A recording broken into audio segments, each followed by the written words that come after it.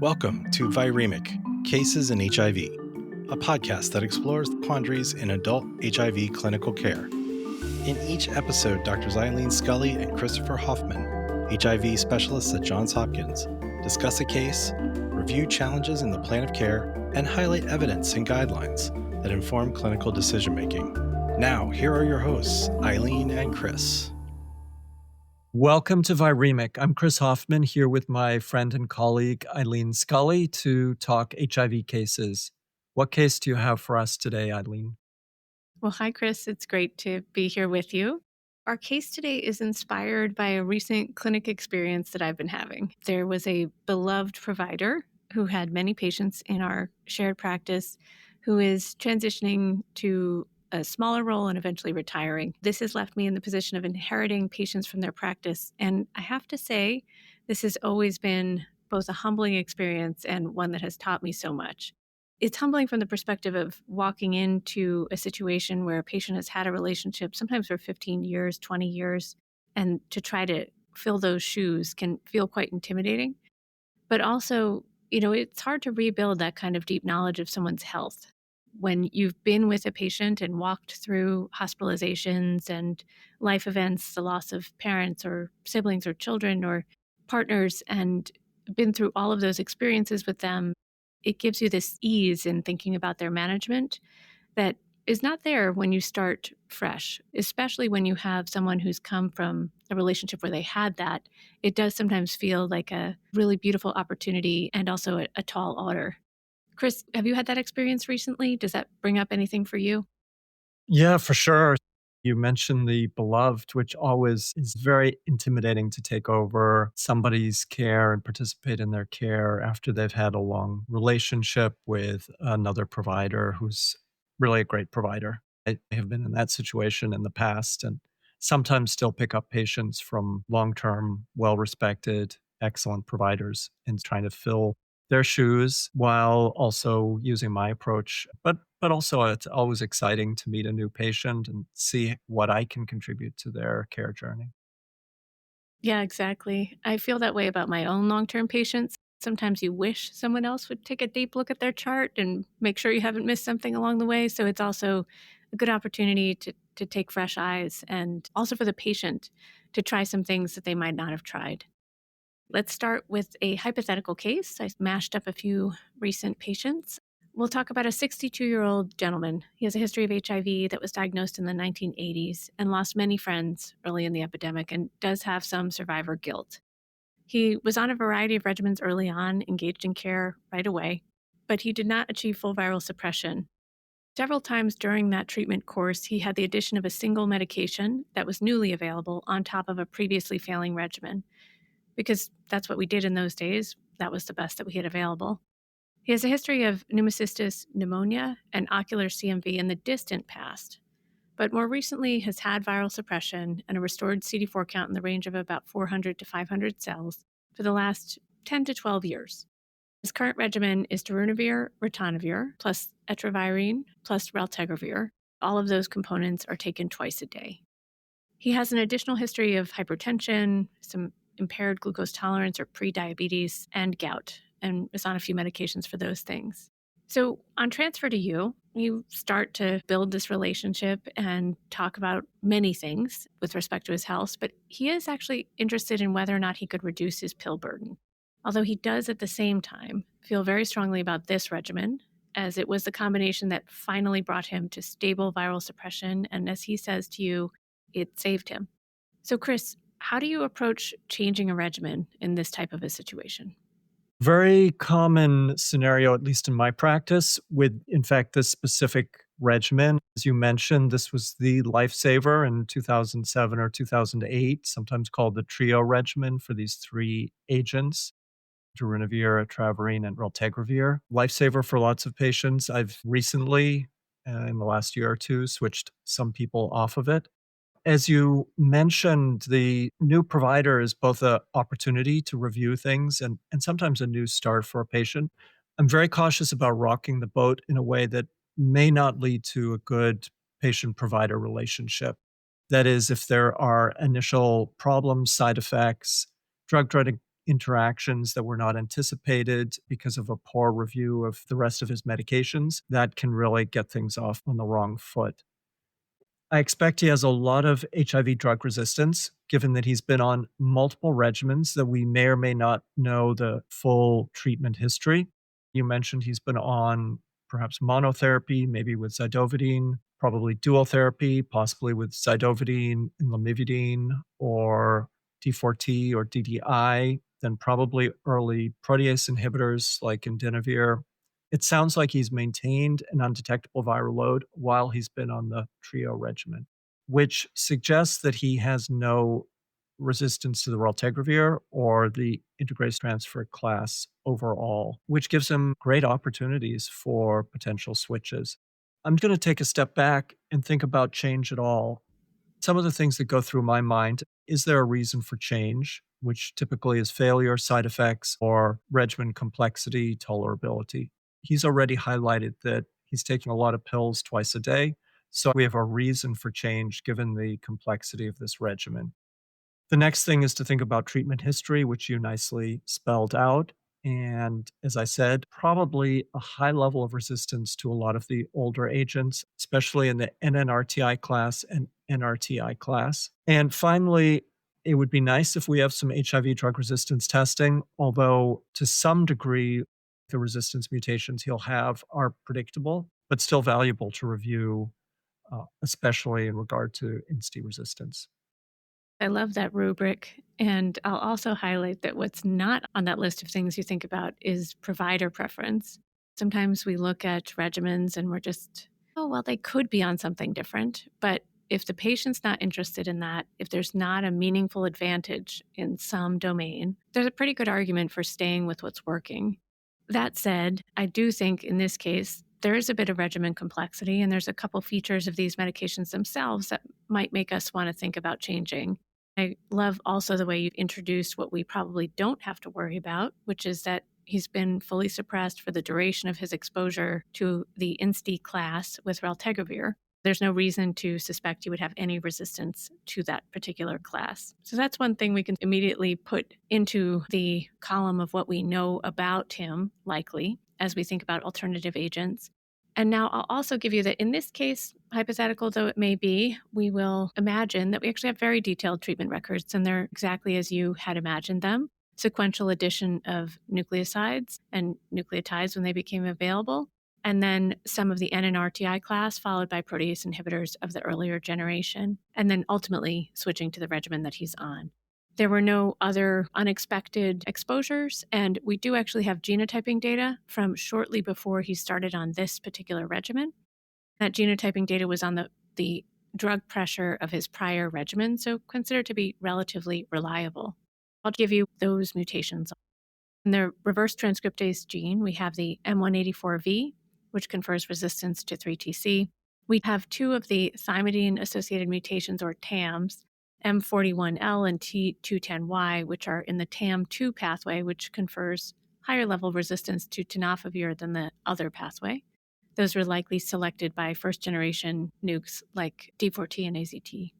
Then there's K103N and Y181C, both selected by non-nucleoside reverse transcriptase inhibitors, and both generally do not have major impacts on viral replication capacity, so those do tend to persist in circulating virus.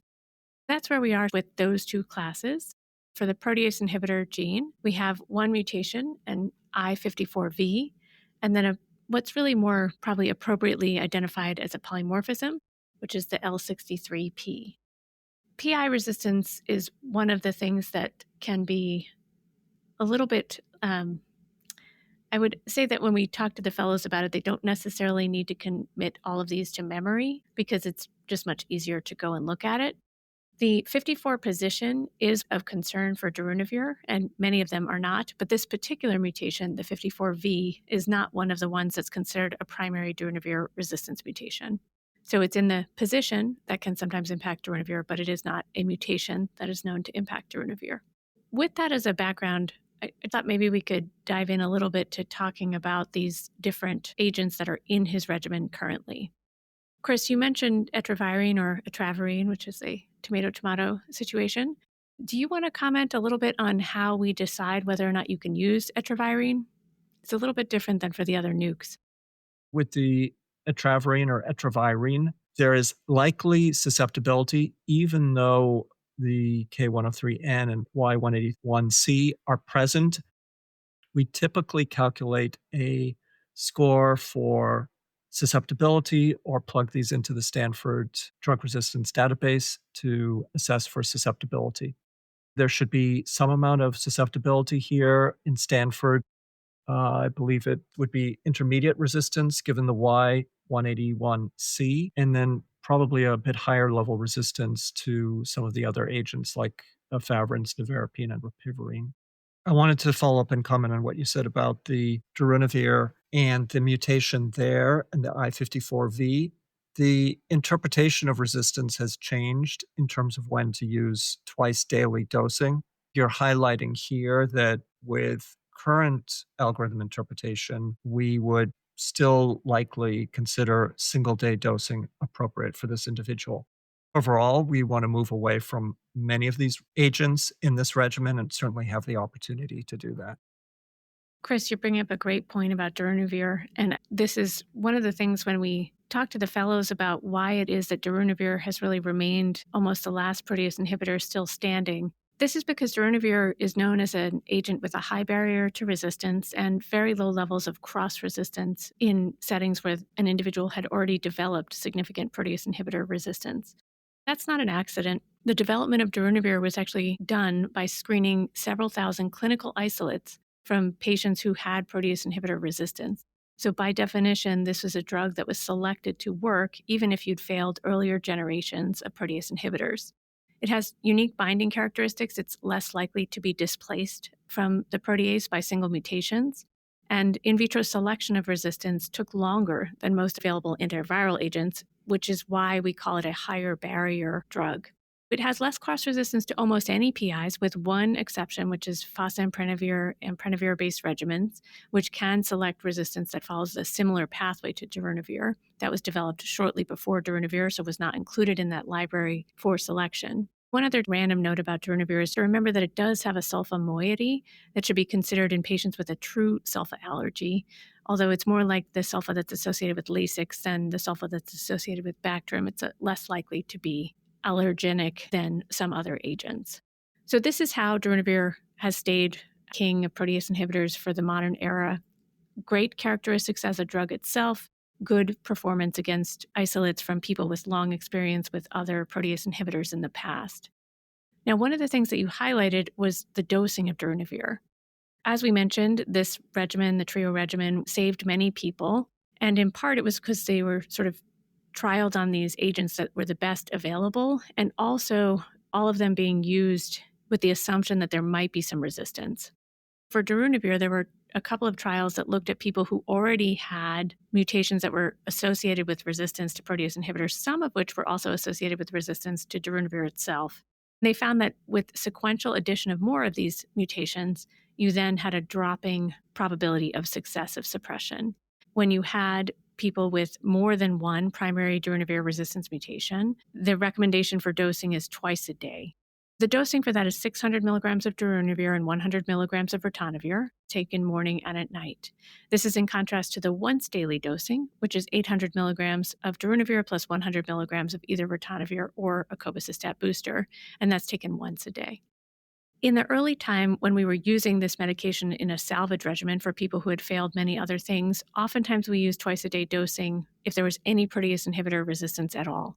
As time has gone on, we feel more and more confident that this is not necessary unless there are truly darunavir resistance mutations.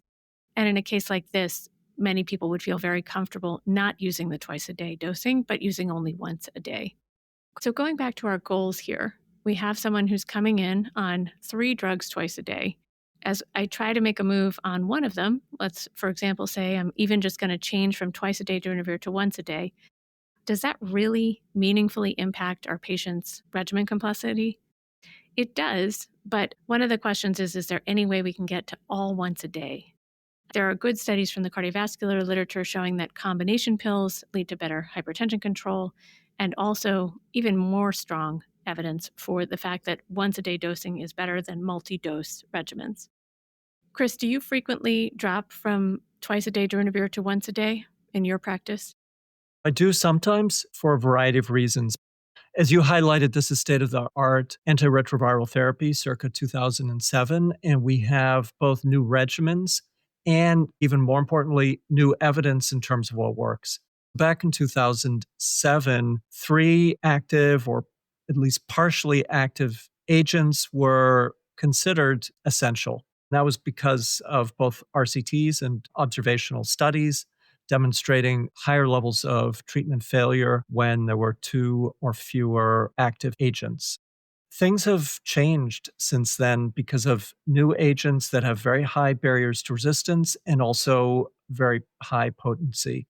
And this has been highlighted in a couple of studies, mostly in low and middle income countries, at using an INSTI plus NRTI background compared to sometimes other regimens in patients who already had treatment failure.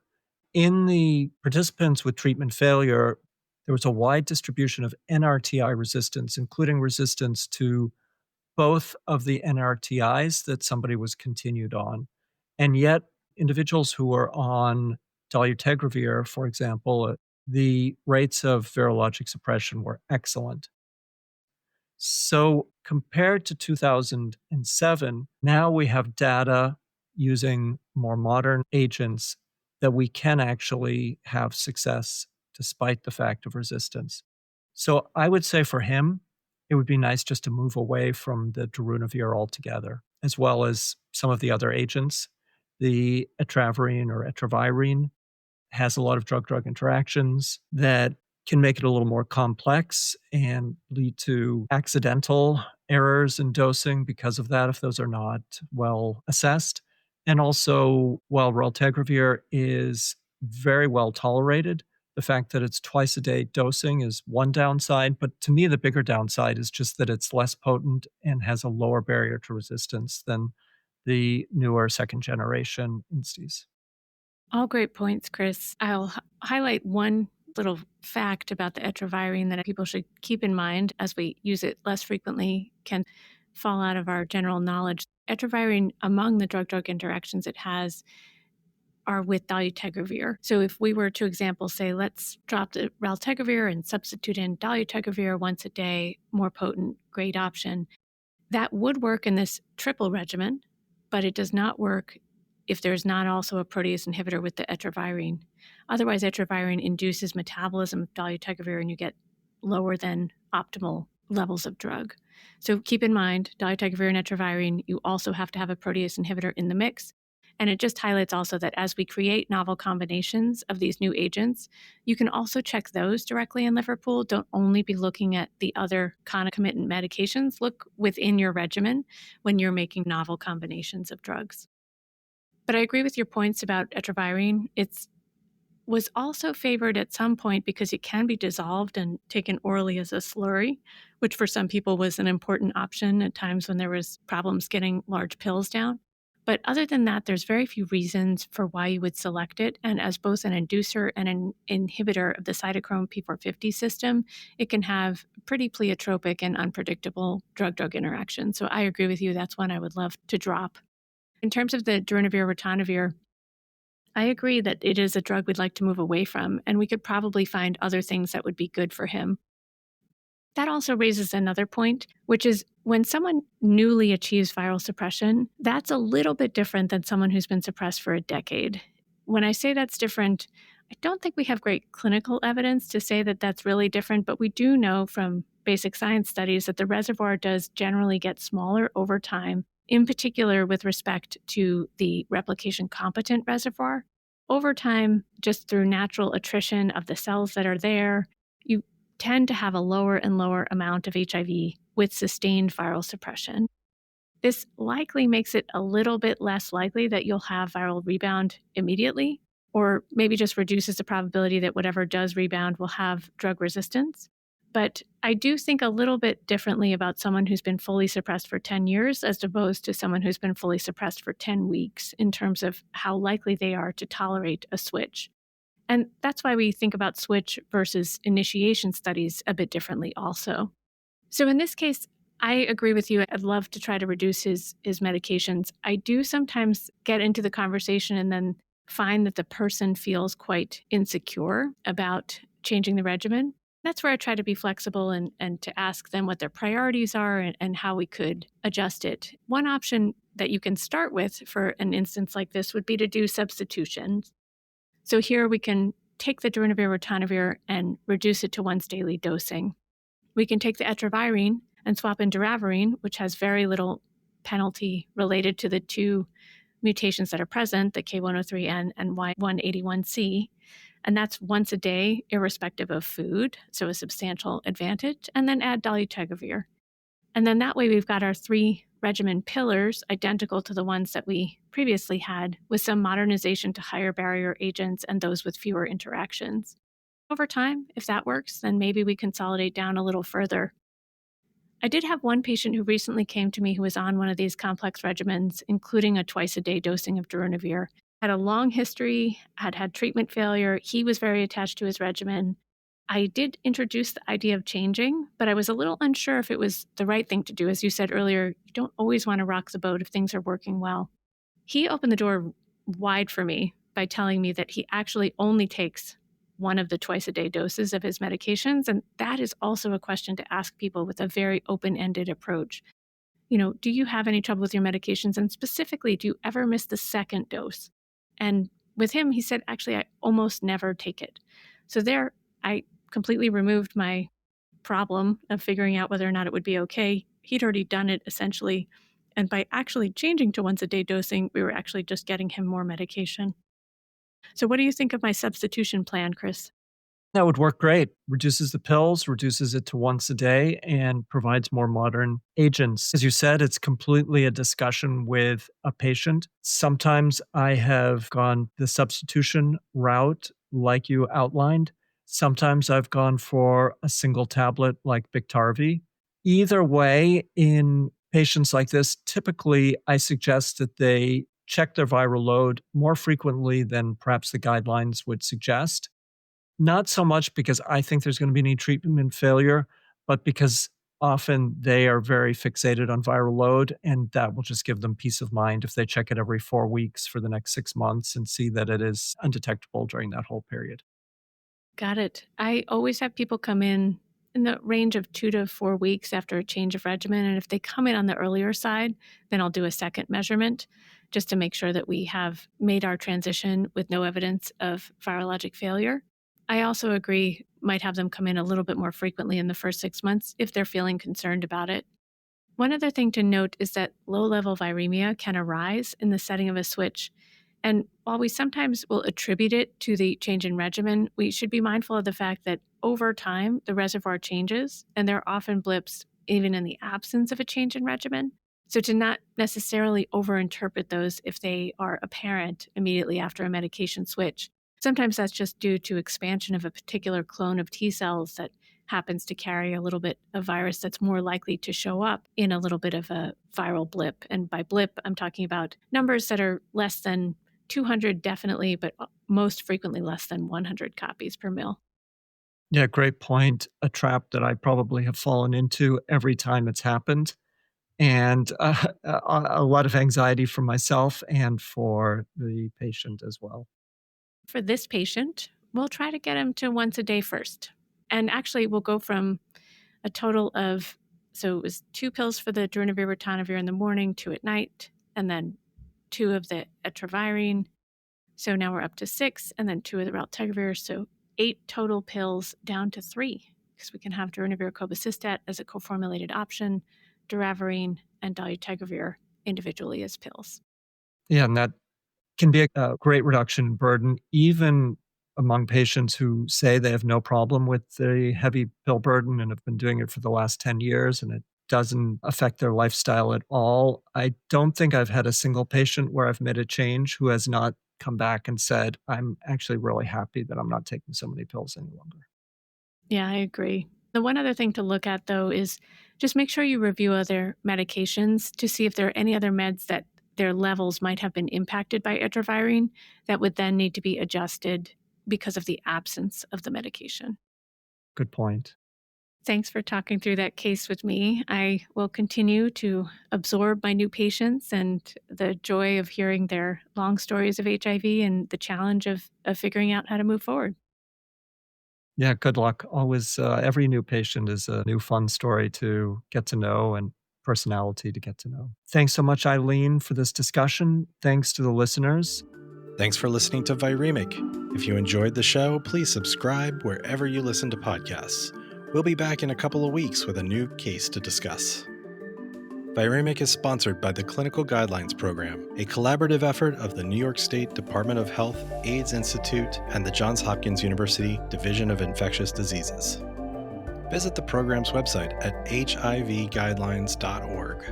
The podcast is produced and edited by Mary Beth Hansen and Brian Hatcher, with appreciated assistance from Jesse Seacott and Laura LeBrun Hatcher. Viremic's case discussions are presented for informational purposes only and are not offered as medical or clinical practice advice for patients or clinicians. Any mention of specific medications or commercially available products is a description of use, not an endorsement.